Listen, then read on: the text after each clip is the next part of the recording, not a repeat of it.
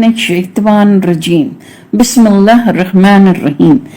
अस्सलाम वालेकुम मेरे बाबुल ज़िक्र इस्लामिक चैनल के व्यूअर्स। आज हम पारा 15 का खुलासा लेकर आपकी खिदमत में हाजिर हुए हैं।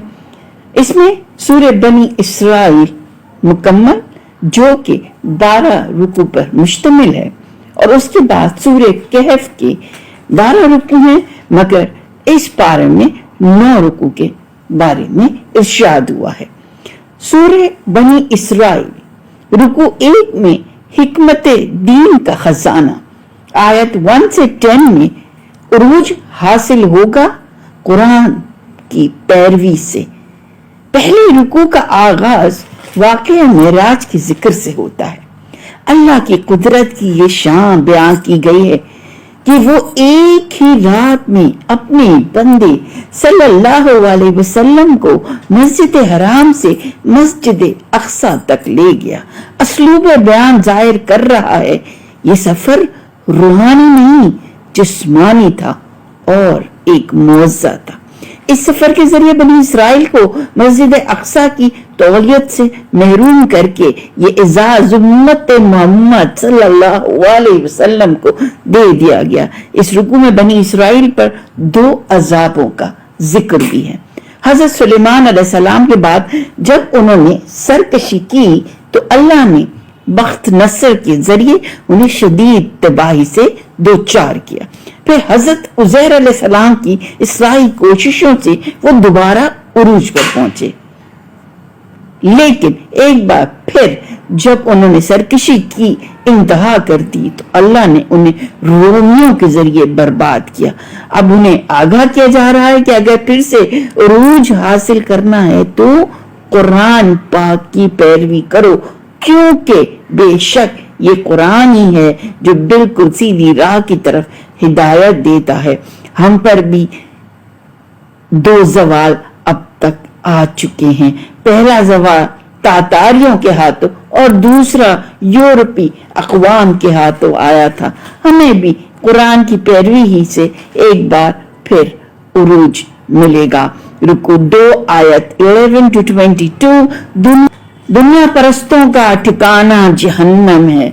दूसरे रुकू में दुनिया परस्ती की मजम्मत का बयान है। इरशाद हुआ कि दुनिया के तलबगारों को अल्लाह दुनिया में जितना चाहता है दे देता है, लेकिन आखिरत में उनका ठिकाना जहन्नम की आग है। अलबत्ता जो लोग आखिरत के तलबगार हों और उसके लिए इखलास के साथ कोशिशें भी कर रहे हों तो अल्लाह ऐसी मुबारक कोशिशों की बेहतरीन कदर अफजाई फरमाएगा।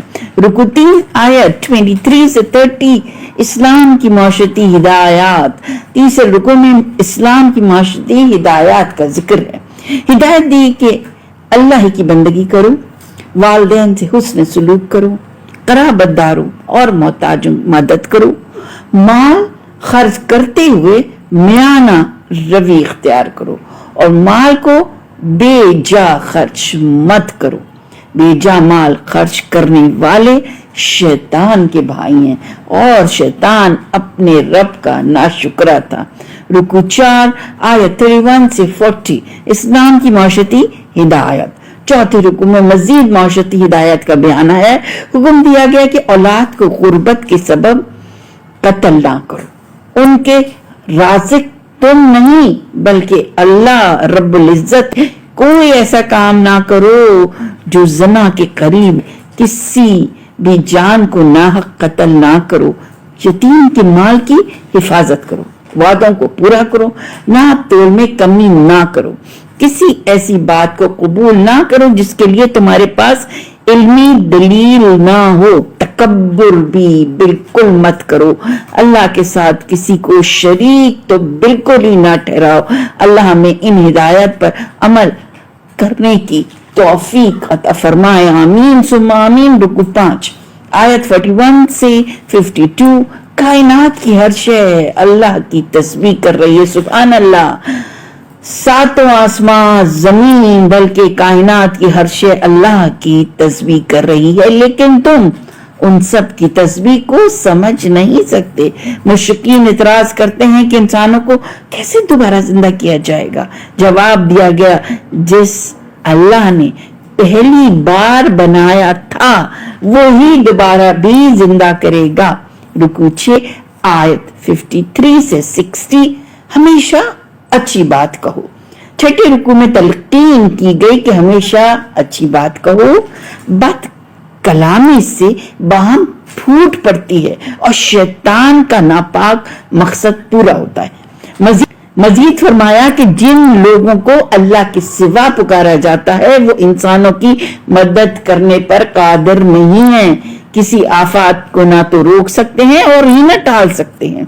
सिर्फ अल्लाह ही है जो सब कुछ कर सकता है, सब पे कुदरत हासिल है। अल्लाह फरमाइशी मौजे इसलिए नहीं दिखाता कि आज तक कोई कौम मौजे देखकर ईमान नहीं लाई। कौम समूद के सामने जिंदा ऊँटनी उनके मुतालबे के मुताबिक पहाड़ से बरामद कर दी गई, लेकिन वो फिर भी ईमान नहीं। जो फरमाइशी मौजा देखकर भी ईमान ना लाए वो अजाब ही के मुस्तहिक हैं। रुकू 7 आयत 60 से 70 इब्लीस के वार के बारे में जिक्र है। 7वें रुकू में किस्सा आदम और इब्लीस का एक दफा फिर बयान होता है। आगाह किया गया इब्लीस अपनी आवाज के जरिए इंसान को गुमराह करेगा। मुसीकी, गाने, नोहे, गुमराह तस्वुरात की तबलीग, लसी तासुबात का प्रचार और फिरका वारियत की पुकार इब्लीस ही की तो आवाजें हैं। मजीद फरमाया इब्लीस इंसानों के माल और औलाद में शरीक हो जाएगा। हराम कमाई, माल का बेजा उड़ाना, औलाद की अच्छी तरबियत ना करना दरअसल इब्लीस को माल और औलाद में शरीक करना है। अक्सर इंसान इब्लीस के रास्ते की पैरवी करते हैं, हालांकि उनका असल मौसम तो अल्लाह है। वही समंदरी तूफान से बचाकर इंसान को बाहिफाजत खुश्की पर लाता है, लेकिन खुश्की पर आने के बाद इंसान उसकी नाफरमानियां करता है। क्या अल्लाह उसे खुश्की पर हलाक नहीं कर सकता?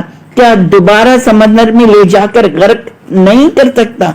अल्लाह ने तो इंसान को नेमतों से नवाजा है और अशरफुल मखलूकात बनाया है, लेकिन वो इब्लीस की पैरवी करके अपने शर्फ को खाक में मिला देता है। रुकू 8 आयत 71 से 77 में हक में कोई तरमीम कबूल नहीं की जाएगी। आते रुकू में आगाह किया गया कि मुशरिकीन मक्का नबी सल्लल्लाहु अलैहि वसल्लम पर शदीद दबाव डाल रहे थे कि आप सल्लल्लाहु अलैहि वसल्लम उनकी ख्वाहिशात के मुताबिक कुरान में तरमीम करें। अल्लाह ने अपने हबीब सल्लल्लाहु अलैहि वसल्लम की हिफाजत फरमाई और वो इस दबाव के मुकाबले में साबित कदम रहे। अब मुशरिकीन कोशिश करेंगे कि आप सल्लल्लाहु अलैहि वसल्लम को मक्के से निकाल दें। अगर उन्होंने ऐसा किया तो फिर खुद भी ज्यादा अरसे मक्के में ना रह सकेंगे। अल्लाह की बात पूरी हुई और हिजरत के दूसरे ही साल बदर में मुशरिकीन के 70 सरदार जहन्नम वासिल हुए। रुकू 9 आयत 78 से 84 मक्के से हिजरत फतेह मक्का की तमहीद बन गई।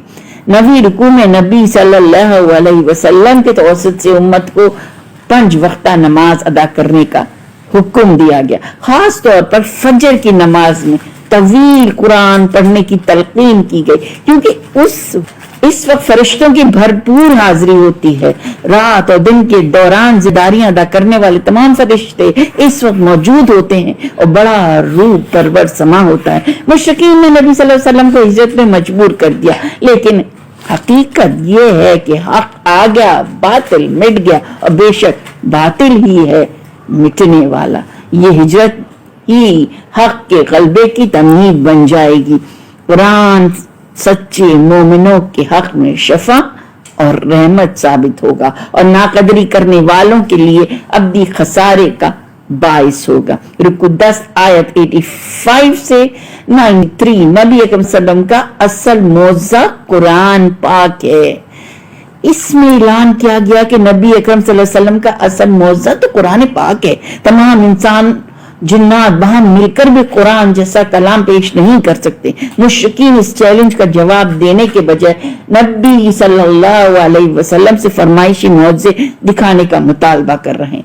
कहते हैं कि अगर आप सच्चे नबी हैं तो हमारे लिए पानी का चश्मा जारी कर दें, या मक्के की पथरीली जमीन में अंगूर और खजूर का ऐसा बाग उगा दें जिसके दरमियान से नहरें जारी हो, या हमारे ऊपर आसमान को टुकड़े करके गिरा दें, या अल्लाह फरिश्ते हमारे बिल्कुल सामने ले आए, या अपने लिए सोने का महल तामीर कर दें, یا ہمارے سامنے آسمان پر جائیں اور کتاب لے کر اتریں. جواب دیا گیا نبی صلی اللہ علیہ وسلم اللہ کے بندے اور رسول ہیں, ان کا معجزہ اللہ کا نازل کردہ قرآن ہے. اگر تم سمجھتے ہو کہ قرآن اللہ کا کلام نہیں, قبل میں اس جیسا کلام پیش کر کے تو دکھاؤ. تم ایسا نہ کر سکو گے, ابھی تک کر سکے ہو اور نہ ہی کر سکو گے. رکو 11 آیت 94 سے 100 میں انسانوں کے لیے نمونہ انسان رسول ہی بن سکتا ہے. 11ویں رکو میں ارشاد باری تعالیٰ نقل ہوا کہ اگر زمین پر فرشتے بس رہے ہوتے تو ہم کسی فرشتے کو رسول بنا کر بھیجتے. زمین پر انسان بس رہے ہیں اور ان کے لیے نمونہ انسان ہی ہو سکتا ہے.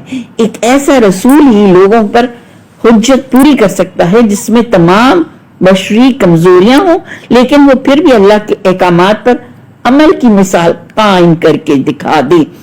کامل عملی نمونہ دیکھنے کے باوجود جو بد نصیب حق کا انکار کریں گے تو اللہ انہیں روز قیامت اس طرح زندہ کرے گا کہ وہ اندھے, بہرے اور گونگے ہوں گے, پھر انہیں دہکتی ہوئی آگ میں داخل کر دیا جائے گا.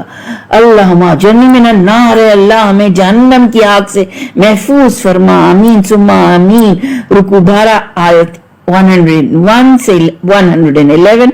عظیم اسرائیل یہود کا عظیم قبرستان بن جائے گا. 12ویں رکوع میں ذکر کیا گیا اللہ نے حضرت موسیٰ علیہ السلام کو 9 نشانیوں کے ساتھ بھیجا. فرعون نے نشانیوں کو جادو قرار دیا. اللہ نے فرعون کو اس کے پورے لشکر سمیت غرق کر دیا. بنی اسرائیل سے کہا تم زمین میں پھیل جاؤ, لیکن قرب قیامت تمہیں سمیٹ کر ایک جگہ جمع کر دیا جائے گا. آج یہودی سمٹ کر اسرائیل میں جمع ہو رہے ہیں. وہ عظیم اسرائیل یعنی گریٹر اسرائیل بنانا چاہتے ہیں, لیکن یہی وہ مقام ان کا عظیم قبرستان بنے گا. حضرت عیسیٰ علیہ السلام کی آمد کے بعد یہ اسی طرح ہلاک ہوں گے جیسے سابقہ نافرمان قومیں اپنے رسولوں کے سامنے ہلاک ہوئی.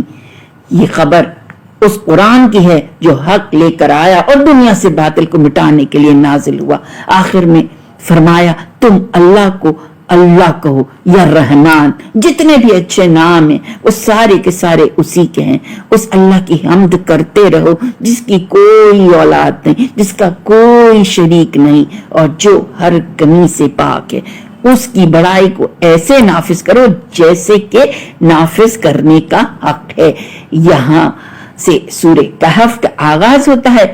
دجالی فتنے یعنی دنیا پرستی کی مذمت کے بارے میں رکوع 1 میں آیت 1 سے 12 تک میں دنیا کی حقیقت کے بارے میں بیان کیا گیا کہ زمین پر جو کچھ بھی بنایا گیا ہے اس کے ذریعے دنیا کو سجایا گیا اور بڑی زیب و زینت دی گئی. اس دنیا میں بڑی کشش ہے اور یہ انسانوں کو اپنی طرف مائل کر رہی ہے. اب یہ انسانوں کا امتحان ہے کہ وہ دنیا کی چکر چوند میں کھو کر اللہ سے غافل ہو جاتے ہیں یا دنیا کی وقتی اور کم تر لذتوں کے بجائے آخرت کی دائمی اور بہتر نعمتوں کو ترجیح دیتے ہیں. دنیا کا انجام یہ ہے کہ یہ عنقریب فنا ہونے والی ہے. رکوع 2 آیت 13 سے 17. مشکل حالات میں صبر و استقامت کا امتحان. دوسرے رکوع میں اصحاب کہف کا ذکر ہے. اللہ نے انہیں ایسے مشکل امتحان سے گزارا کہ ان کے لیے ایمان کے ساتھ جینا ناممکن ہو گیا. انہوں نے صبر و استقامت کی اعلیٰ مثال قائم کر دی. بادشاہ وقت نے انہیں دھمکی دی کہ اگر تم توحید کے عقیدے سے باز نہ آئے تو رجم کر دیے جاؤ گے. انہوں نے اللہ سے دردمندی سے دعا کی کہ اے اللہ تو ہماری جان اور ایمان کی حفاظت فرما. اللہ نے ان کی سن لی, انہیں ظالموں کے شر سے محفوظ کر دیا اور ایک غار میں 300 برس سے کچھ زیادہ عرصے تک سلائے رکھا. رکوع 3 آیت 18 سے 22. نیک لوگوں کے لیے دنیا میں نام ذکر خیر. تیسرے رکوع میں اصحاب کہف کے واقعے کی مزید تفصیل ہے. ان کے غار میں جانے کے بعد کافی عرصے تک انہیں تلاش کیا جاتا رہا. آخر کار لوگوں کو یقین ہو گیا کہ وہ حق پر تھے اور اللہ نے انہیں اپنی خصوصی حفاظت میں لے لیا ہے. ان کا ذکر خیر تاریخ میں محفوظ کر لیا گیا. جب وہ تقریباً 300 سال بعد بیدار ہوئے اور شہر میں آئے تو اس وقت کے لوگوں نے ان کا والہانہ استقبال کیا. جس غار میں وہ مقیم رہے تھے وہیں ان کی یادگار کے طور پر ایک مسجد بنا دی گئی۔ رکوع 4 آیت 23 سے 31۔ حق بیان کرو، کوئی خوش ہو یا ناراض۔ چوتھے رکوع میں یہ حقیقت بیان کر دی گئی کہ مشکلات میں انسان کا سہارا اور سکون کا ذریعہ قرآن کریم ہے۔ نبی اکرم صلی اللہ علیہ وسلم کو تلقین کی گئی کہ آپ صلی اللہ علیہ وسلم قرآن کریم پڑھتے رہیں۔ مشرکین کا کوئی دباؤ قبول نہ کیا جائے گا۔ ان کے مطالبے پر فقراء صاحب رضی اللہ عنہ کو اپنی قربت سے محروم نہ کیجیے، یہ اللہ کی رضا کے طلبگار ہیں، صبح و شام اللہ کا ذکر کرتے ہیں۔ اگر آپ صلی اللہ علیہ وسلم نے ان کے بجائے سرداران قریش کو اہمیت دی تو لوگ سمجھیں گے کہ آپ کو بھی دنیا کی چمک و دمک زیادہ پسند ہے۔ یہ بھی اللہ کی طرف سے دنیا پرستی کی مذمت کا اسلوب ہے۔ آپ صلی اللہ علیہ وسلم حق بیان کرتے رہیں، جو حق کو قبول کرے گا اللہ اسے نوازے گا، جو حق کو قبول نہیں کرے گا اللہ اسے ذلیل اور رسوا کر دے گا۔ رکوع 5 آیت 32 سے 44۔ اسباب پرستی کی مذمت۔ 5ویں رکوع میں اسباب پرستی کی نفی کے لیے ایک واقعہ بیان کیا گیا۔ ایک شخص کو اللہ نے انگور اور کھجور کے 2 باغات عطا کیے تھے۔ باغات کے درمیان ایک نہر جاری تھی۔ دونوں باغات بڑے سرسبز تھے اور خوب پھل لاتے تھے۔ وہ شخص ہر وقت ان باغات میں ہی مصروف رہتا تھا اور اللہ کی یاد سے غافل تھا۔ ایک دن اس کے ایک ساتھی نے متوجہ کیا، کچھ اللہ کو بھی یاد کر لیا کرو، ان قریب یہ باغات فنا ہو جائیں گے اور قیامت آ جائے گی، کچھ قیامت کی تیاری کی بھی کوشش کرو۔ اس نے بڑے تکبر سے کہا، میرے باغات پر کبھی زوال نہیں آ سکتا، میں نے ان باغات کی حفاظت کے لیے کھجور کی باڑ لگا دی ہے، تیز آندیاں میرے باغات کا کچھ نہیں بگاڑ سکتی، میں ایک نہر کھود کر باغات تک لے آیا ہوں، پانی کی کمی میرے باغات کو نہیں اجاڑ سکتی۔ گویا اس نے اسباب پر بھروسہ کیا اور اللہ کی پکڑ سے خود کو محفوظ سمجھا۔ اس کے ساتھی نے کہا کہ یہ باغ تمہارے منصوبہ بندی کی وجہ سے نہیں بلکہ اللہ کے حکم سے قائم ہے، اللہ کا شکر ادا کرو ورنہ اللہ یہ نعمت چھین لے گا۔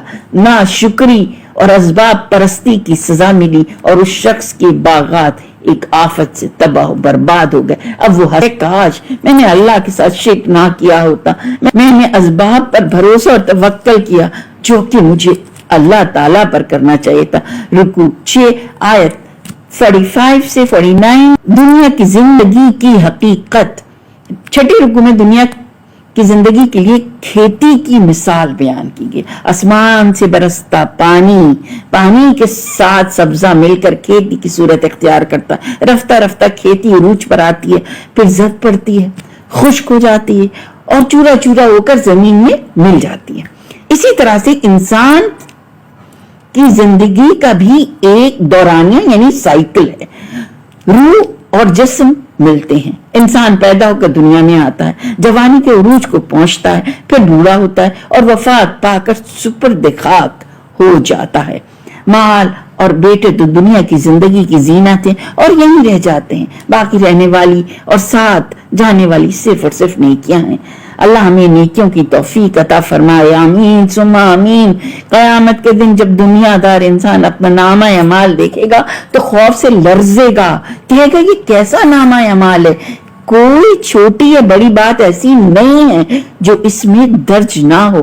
اللہ ہمیں اس روز کی رسوائی سے محفوظ رکھے، آمین۔ رکوع 7 آیت 50 سے 53۔ شیطانوں کی پیروی کا بہت برا انجام ہوگا۔ اس میں پھر قصہ آدم ابلیس کا بیان ہے۔ ابلیس جنات میں سے تھا، اللہ نے اسے حکم دیا کہ حضرت آدم علیہ السلام کو سجدہ کرو، اس نے اللہ کے حکم کو توڑ دیا اور بغاوت کی روش کا آغاز کیا۔ اب اس کی سلبی اور مانوی اولاد ہے جو یہ باغیانہ روش اختیار کیے ہوئے ہیں۔ افسوس یہ ہے کہ انسان کی اکثریت اللہ کے بجائے اولاد ابلیس کی اطاعت کرتی ہے۔ ان شیطانوں کا کائنات کے بنانے میں یا کائنات کے چلانے میں کوئی حصہ نہیں، لیکن دنیا میں اکثر لوگ ان کی پیروی کر رہے ہیں۔ روز قیامت یہ ظالم اپنے اس طرز عمل کی شدید سزا پا کر رہیں گے۔ رکوع 8 آیت 54 سے 59۔ सबसे बड़ा जुल्म नसीहत से एराज। 8वें रुकू में अल्लाह की इस रहमत का जिक्र है कि उसने इंसानों की हिदायत के लिए कई रसूल भेजे। रसूलों ने इंसानों को नसीहत की कि आर्जी दुनिया के बजाय दायमी आखिरत में कामयाबी के लिए कोशिश करो। लेकिन उससे बड़ा जालिम कौन होगा जिससे नसीहत की जाए और वो उस नसीहत से एराज करे। अनकरीब ये जालिम बुरे अंजाम से दो चार होकर रहेंगे। रुकू 9 जो कि आखिरी रुकू है 12वें पारे का, आयत 60 से 70 अशिया की हकीकत का इल्म। रुकू में हजरत मूसा अलैहिस्सलाम की हजरत खिज़र अलैहिस्सलाम से मुलाकात का जिक्र है। हजरत खिज़र अलैहिस्सलाम को अल्लाह ने इल्म तकवीनी यानी अशिया की हकीकत का इल्म अता किया हुआ था। अल्लाह इस इल्म में से कुछ हिस्सा हजरत मूसा अलैहिस्सलाम को सिखाना चाहते थे। अल्लाह के हुक्म पर हजरत मूसा अलैहिस्सलाम हजरत खिज़र से मुलाकात के लिए तशरीफ ले गए। हजरत खिज़र अलैहिस्सलाम ने फरमाया, आप मेरे साथ चलिए, अलबत्ता जब आप कोई मामला देखें तो उसके बारे में कुछ सवाल ना पूछिएगा जब तक मैं खुद आपको उसकी हकीकत ना बता दूं। और यहाँ 15वें पारे का इख्तिताम होता है। 16वें पारे में सूरे कहफ के आखिरी 3 रुकू, सूरे मरियम मुकम्मल है और सूरे तहा भी मुकम्मल शामिल है। यहाँ मुझे आप इजाजत दीजिए। एक बार फिर मैं कहती हूँ कि अगर अभी भी आपने हमारा चैनल सब्सक्राइब नहीं किया है तो बेल आइकन को क्लिक कीजिए, पसंद आए लाइक कीजिए, शेयर भी कीजिए और कमेंट्स जरूर दीजिए। इंशाल्लाह अगली वीडियो में जिंदगी बखैर तो फिर हाजिर खिदमत होंगे। इजाजत दीजिए। अल्लाह हाफिज। पाकिस्तान जिंदाबाद।